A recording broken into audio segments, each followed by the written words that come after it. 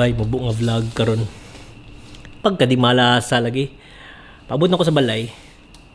Di day, balik. Pagka di malasa na ko orong adlaw bay. Kay karong adlaw, nindot kay ang sun. Ang sun karon kay murag puwa kayo, lingin kayo nga puwa kayo. The whole day na siya ambot tungod tingay sa mga aso-aso, sa mga bushfire sad. So murag na ambot mo kabaw pro puwa kay siya ba the whole day today. So paabot na ko sa balay, naka-decide ko pag sunset na magpalupad ko drone. Daggan ko sa taas, countering drone. Andam na ko. Dagan ko sa kuan, skateboarding ko pa dong sa kanang kuan, playground para magpalupad.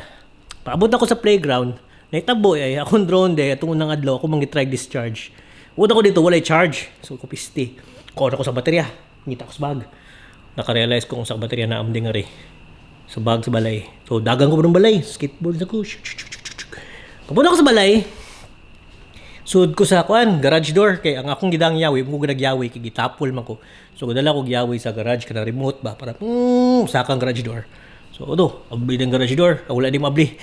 Pabot ako kari, ang yawi natagak din ato sa playground.